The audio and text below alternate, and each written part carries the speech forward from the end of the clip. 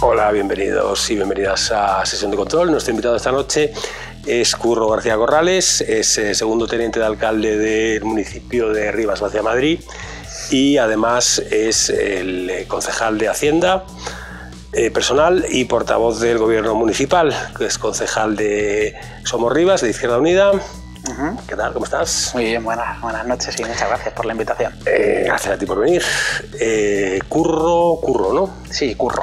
Curro Corrales. Curro Corrales. RQR, esa es. Pues vamos a hablar primero de tu militancia en colectivos LGTB, porque tú vienes de Liberación, ¿no? Efectivamente, yo me inicié en el activismo LGTB a través de algunos compañeros de Izquierda Unida, de un grupo LGTB de jóvenes de Izquierda Unida de la Comunidad de Madrid, y en aquel momento, estoy hablando pues, de septiembre del 2004 más o menos, ellos ya andaban contactando con alguna otra gente, algunos otros activistas de otros colectivos, activistas LGTB o gente con intención de hacer algo en el activismo LGTB de otros colectivos de izquierdas, de colectivos ecologistas, estudiantiles, etc. ¿no? Había un diagnóstico común en que hacía falta un espacio de militancia LGTB que supusiese un punto de encuentro para gente activista de movimientos sociales alternativos, variopintos, y era un momento en el que pues, estaba empezando el primer gobierno de Zapatero, había una agenda política en lo LGTB muy clara en torno a la reivindicación del matrimonio igualitario, que se aprobó unos meses después, y nos parecía que desde el reconocimiento de la importancia y la coincidencia en esa reivindicación, pues era importante que la reivindicación LGTB no se agotase ahí, ¿no? Y no se acabase ahí. Y era un poco a lo que nos dedicamos en aquel momento. ¿Tenías en aquella época? Pues unos 20 años. 20 años. Sí, 20 años. Que, o sea, estamos hablando de la iba a decir la época más en la que se consiguieron, desgraciadamente, más cosas, que con eso no digo que se haya conseguido todo lo que se tiene que conseguir, pero pues es la época del matrimonio igualitario, de la ley de identidad de género, que aunque es muy criticada por algunos sectores, por lo menos se legisló sobre el tema, pero vosotros estáis más un poco al margen de lo que era el oficialismo de COGANF, LGTB, es como más alternativos, ¿no? Como más eso es. Yo he de decir que tampoco teníamos una vocación sin estar enfrentados a ello. No, teníamos diferencias, hubo momentos de algunas fricciones, pero sobre todo lo que reivindicábamos era un activismo más claramente ideologizado, anclado en la izquierda y en la necesidad de generar un discurso alternativo, ¿no? Éramos ya muy críticos con el tema del modelo de orgullo que había evolucionado hacia una mercantilización pues, creciente, como luego hemos visto, y no éramos de todas maneras, no éramos un colectivo con una vocación marginal en el sentido de dedicarnos a vernos entre nosotras y contarnos lo mal que estaba todo, compartir de manera autorreferencial nuestras consignas. Que teníamos ambición de... Hacíamos muchas cosas y nos pringábamos, estábamos en la calle y colaborábamos también con otros colectivos en muchos momentos también con COGAM y la órbita de la trataban pues el gobierno entonces, lo que eran las instituciones? No teníamos mucho trato así de relaciones institucionales.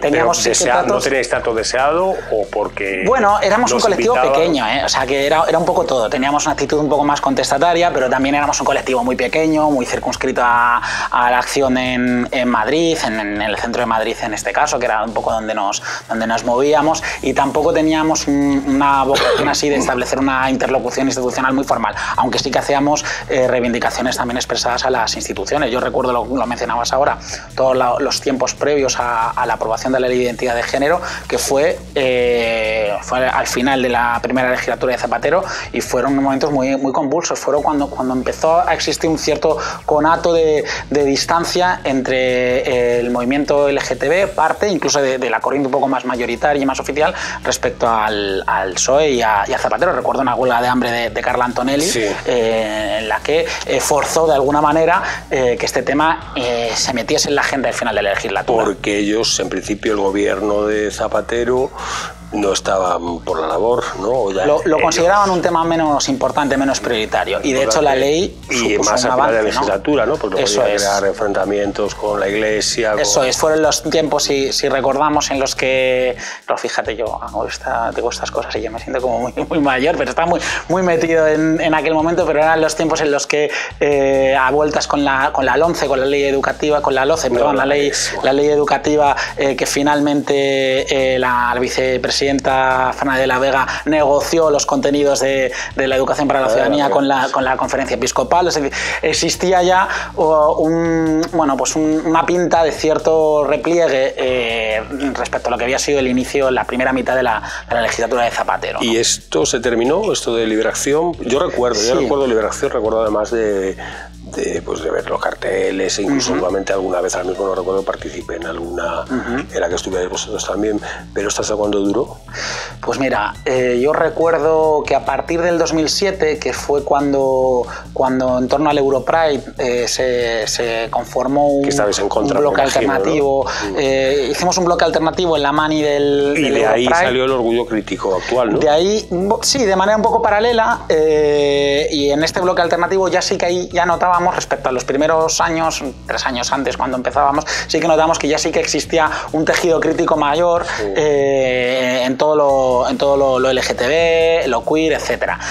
Y a partir de ahí, también sabes cómo son las dinámicas de los movimientos sociales y dependen mucho de la disponibilidad y la voluntariedad militante.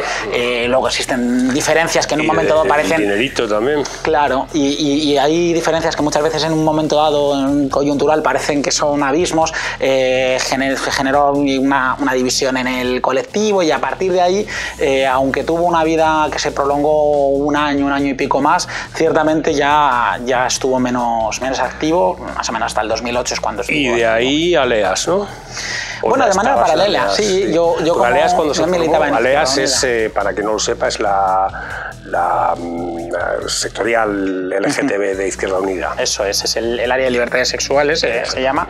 Y yo, desde más o menos el principio de Liberación, yo ya militaba en Izquierda Unida, tenía una participación también en Aleas, ¿no? Después de Liberación la mantuve algún tiempo y luego la verdad es que la mayor parte de mi compromiso político y militante ya ha estado más circunscrito a Rivas y menos sectorializado en lo LGTB. Pues vamos a hablar un poco de Rivas porque Rivas es un caso muy curioso, ¿no? Porque en este momento es uno de los municipios más de lo que es el cinturón oeste, es en este caso, ¿no? Perdón.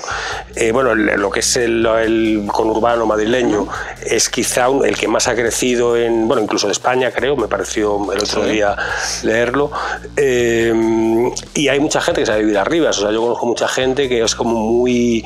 y esto, por ejemplo, en el caso del colectivo LGTB, ¿en qué se nota? ¿Cómo es la situación del colectivo en Rivas? Es decir, se me viene a la cabeza Getafe, Alcorcón, son lugares que son ciudades incluso más grandes, pues pueden ser incluso del tamaño de Bilbao, alguna de ellas, pero no hay lugares de ambiente. Bueno, puede haber un bar porque su dueño es gay, entonces se monta allí, gay o lesbiana, pero este tema en Rivas, ¿cómo está? Bueno, en ese sentido es un poco parecido, Sí, ¿no? Un poco agravado con el hecho, Rivas es una cosa muy particular para esto del ocio nocturno. Como es una ciudad que ha crecido mucho, con gente que venía de Madrid ciudad, fundamentalmente de Vallecas, de Moratalá, de Vicálvaro, de los distritos limítrofes, ¿no? La verdad es que no existe una costumbre, un hábito en la vida nocturna que no sea básicamente el de ir a Madrid, a salir de marcha por Madrid. Eso, ¿no? Hay que promocionarlo desde el ayuntamiento. Bueno, podríamos hacer bares municipales, pero no me parece excesivo. Pero... No, es verdad que existe esa carencia. Lo que pasa es que tampoco se vive exactamente como una carencia porque la gente, que de manera natural el hábito es salir básicamente por Madrid, salir de marcha por Madrid, ¿no? A otros niveles, Rivas es una ciudad muy particular, sociodemográficamente también. Es una ciudad muy joven, tiene una media de edad de 31 años y como ha crecido tanto en los últimos tiempos, hay un perfil así de población muy mayoritario de familias jóvenes, ¿no?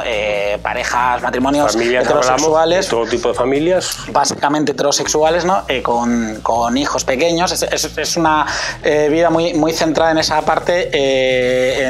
No hay una gran visibilidad de lo LGTB, sin embargo, evidentemente hay tolerancia LGTB, ¿no? y existe tolerancia y existe además experiencias interesantes en ese sentido. ¿La avenida 28 de junio?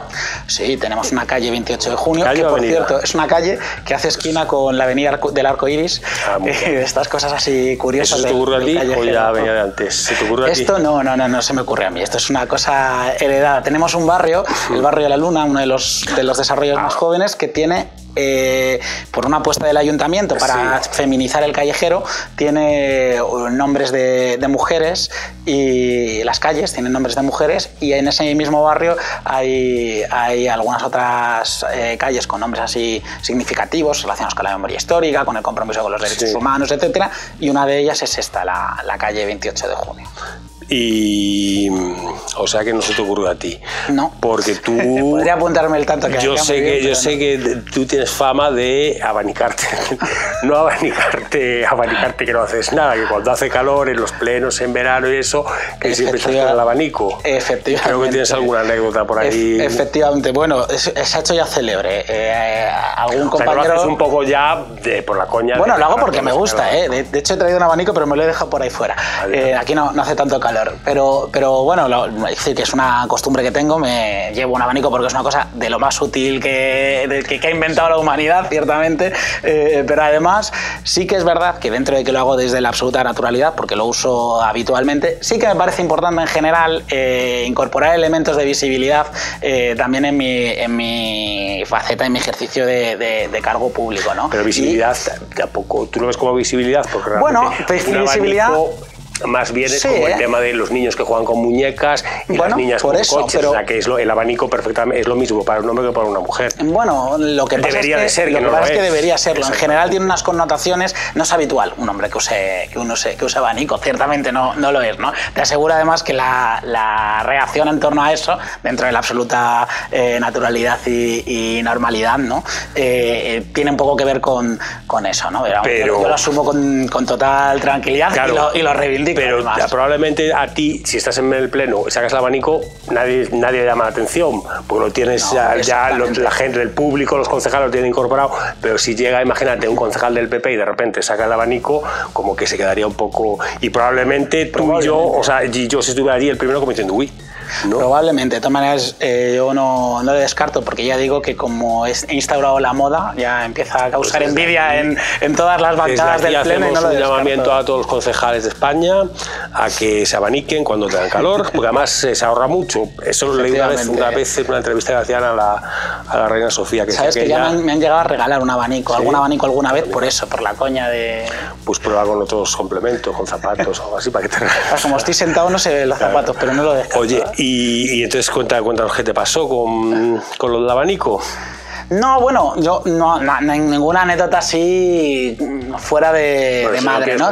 Sin embargo, no tengo ningún problema. En general, es un elemento que cuando yo de verdad que lo uso sin ningún tipo de pretensión, más allá de la naturalidad, de que me parece importante también reivindicar esa naturalidad, ¿no? Pero es verdad que en determinados contextos he tenido reuniones pues con otros grupos para negociar cosas de las que llevamos a pleno, reuniones con los representantes sindicales o reuniones con colectivos vecinales de distinto tipo, o incluso en el pleno una vez un grupo de vecinos que quería intervenir, tenía un problema con el ayuntamiento, era el AMPA de un colegio concertado de ideario, efectivamente, AMPA sin H, de ideario católico. Sí que es verdad que bueno, siempre... Ahí a lo mejor se mezcla un poquito la H con la falta de H. No, sin H. H sin H. Las madres, las familias, bueno, pues defienden sus intereses legítimamente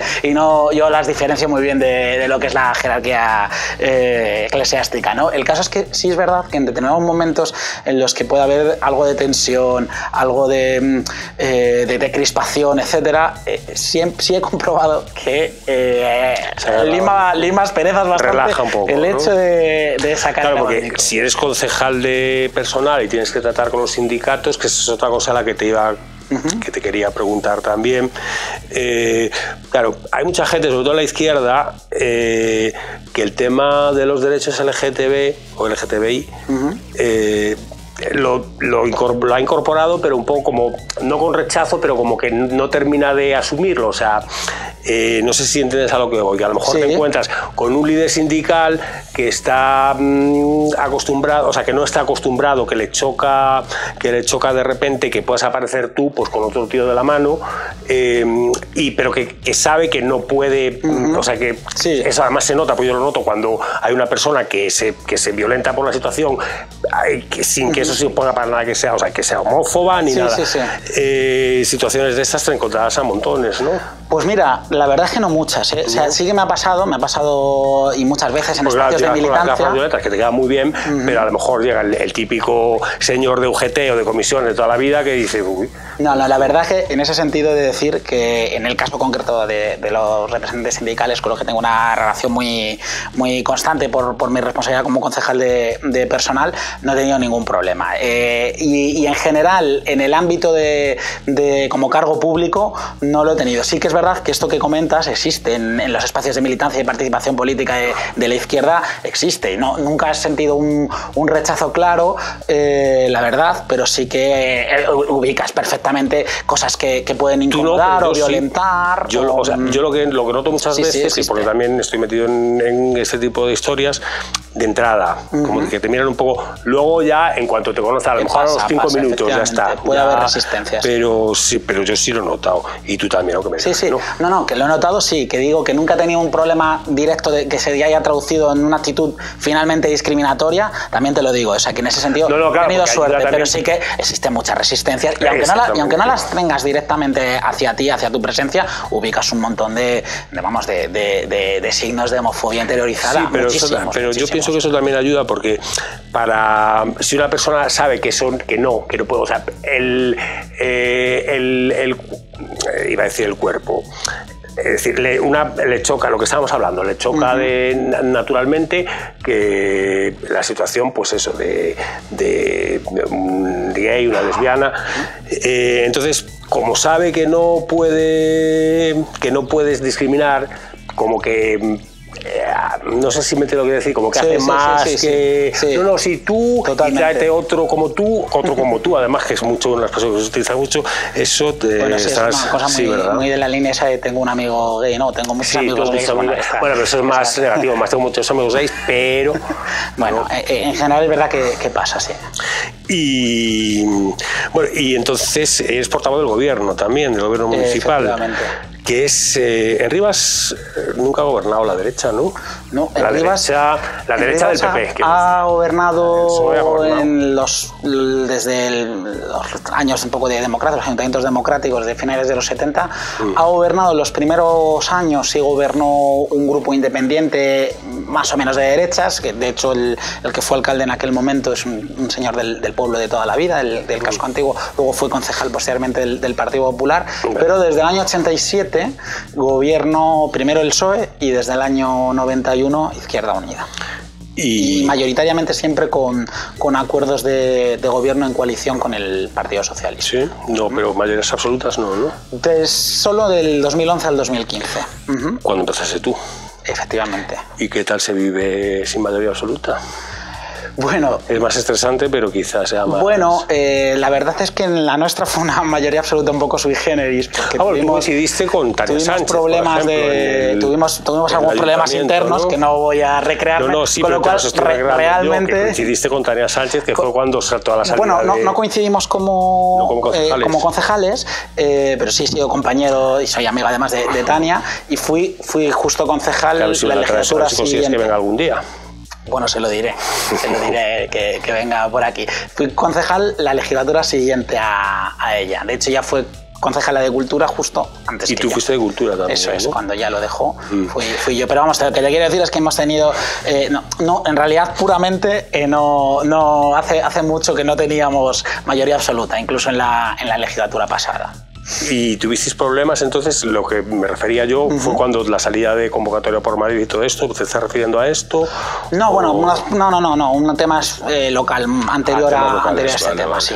¿Y qué temas? Sí, se puede. Bueno, están ahí las hemerotecas. No es nada estimulante ni tampoco tiene especial interés, pero sí que tuvimos un problema político importante, diferencias en torno a elementos de gestión con el anterior alcalde, y esto propició una división del grupo municipal y, por tanto, de hecho, no teníamos la mayoría absoluta. Pero era, o sea, no te digo que me cuentes, que me lo detalles, pero ¿era un problema de fondo o era un quítame de esas pajas? Porque yo también me he fijado que entre, por ejemplo, lo que pasa con las confluencias, que por problemas muy, muy superficiales, al final estamos todos de acuerdo, en lo básico, en lo fundamental estamos de acuerdo, y por cosas, muchas veces por egos, no se producen porque, por ejemplo... Mira, yo he pensado mucho sobre esto, y había un problema político de fondo evidente, y sin embargo es verdad que este tipo de problemas, cuando surgen en las organizaciones, es verdad que las derivas que tienen y la evolución que tienen siempre tienen elementos de crispación y de tensar la cuerda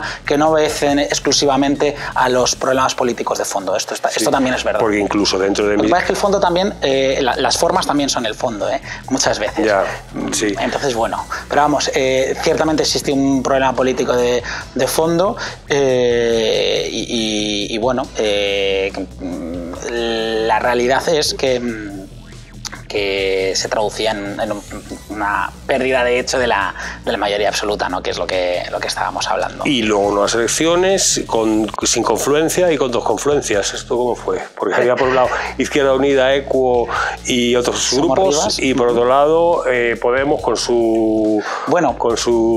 no fue posible. Con sus pegamoides. Por la parte que nos tocaba, hicimos todo lo posible. Nosotros siempre hemos entendido que la experiencia de Rivas como un laboratorio del cambio posible en este país, como una referencia de políticas públicas en favor de la mayoría social, requerían, en un momento además muy difícil para los ayuntamientos, porque no solo por la crisis puramente, sino por las reformas legislativas que ahogan la soberanía municipal, era muy importante sumar fuerzas y poner el camino que teníamos recorrido al servicio también de lo que hubiese que mejorar, de lo que hubiese que renovar, etcétera, pero sumando fuerzas, ¿no? Esto no fue el diagnóstico de una parte de la gente del círculo de Podemos de allí, que promovieron otra candidatura. Fueron la segunda fuerza más votada. El resultado fue que gobernáis juntos. No gobernamos, ellos no están metidos en el gobierno. Tenemos un marco de relación de apoyo y de estabilidad con ellos y con el Partido Socialista. Y bueno, pues... el Partido Socialista en el ajo también, ¿no? Todo lo que sea sumar y enriquecer un poco esa experiencia, pues... Aparte que lo necesitamos aritméticamente, yo sinceramente creo que es algo que políticamente nos aporta. ¿Y los socialistas en Rivas? Porque claro, hay una diferencia muy grande entre lo que son el Partido Socialista en ámbitos municipales que en ámbitos más urbanos. Pero bueno, claro, el caso de Rivas es un poco una mezcla de urbano con...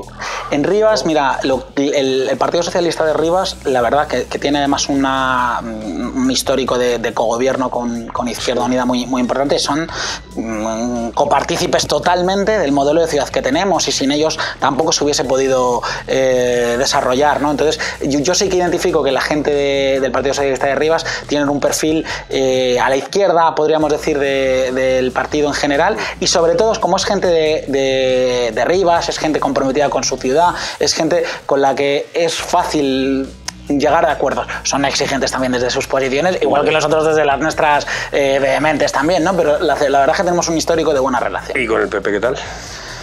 Pues mira, con el PP hemos tenido un último periodo muy malo.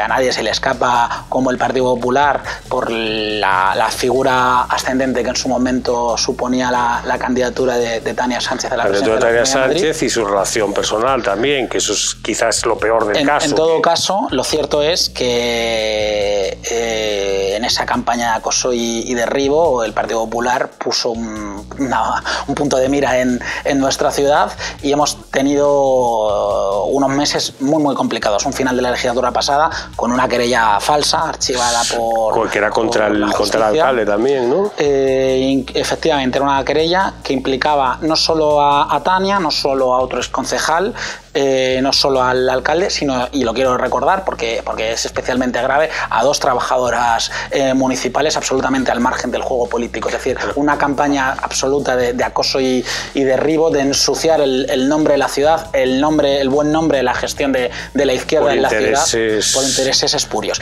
que por cierto les ha ido bastante mal también en Rivas. Sí. Entonces, bueno, en este momento el máximo responsable de aquello, que era el anterior portavoz y candidato en su momento a la alcaldía, se ha retirado y ahora mismo hay una relación que está cambiando desde la absoluta diferencia política, pero dentro de una normalidad, ¿no? De la confrontación. Sí, lo que pasa es que eso cuesta cuando una vez que se ha producido este tipo de... ¿Y ciudadanos tenéis? Sí, no me refiero a buenos ciudadanos, me refiero hay a ciudadanos. cuatro concejales. Tenemos un pleno muy entretenido, un pleno muy fragmentado, muy plural, como son en todos los ayuntamientos. ¿Y cómo va a ser el próximo congreso? Sí, realmente? Exactamente. Ciudadanos tiene cuatro concejales y concejalas. Bueno, que es que nos queda poco tiempo y quería preguntarte un par de cosas. ¿Sí? Luego estáis al lado de la Cañada Real, en Rivas, ¿verdad? Efectivamente. ¿Y qué tal es la integración de la gente de la Cañada Real? Bueno, la Cañada Real ¿O trae muchos problemas? Vamos a ver, la Cañada Real es por una parte un foco de actividades ilícitas brutales. A eso me refiero, porque me imagino que habrá una parte de la Cañada Real que será gente normal. Que, exactamente, gente normal, gente con graves problemas de desigualdad social, es decir, que hay una parte de integración de los servicios sociales municipales, de trabajo en esa línea, y luego lo que hay en la Cañada Real, más allá de sus ocupantes, más allá de sus residentes, es un foco de venta de drogas, de delitos ambientales, con vertederos ilegales, y eso es un problema para la seguridad de nuestro municipio y para los barrios colindantes. La verdad es que tenemos un serio problema en ese sentido. Estamos esperando que vosotros la Comunidad de Madrid... Porque vosotros tenéis policía local, ¿no? Tenemos policía local, efectivamente, y tenemos guardia civil también. Una pregunta, pero la policía local depende del ayuntamiento. Eso es. Una pregunta que se me escapó antes, el tema de la policía local, porque yo es un descubrimiento que he hecho, que es la policía de Fuenlabrada, y siempre a todo el mundo le pregunto que tenga alguna responsabilidad o alguna relación con policía, que si conoce cómo funciona la policía de Fuenlabrada y como en este caso la policía de Rivas. Conozco el programa de un poco de atención LGTB que tiene la policía de Fuenlabrada, si te refieres a ello.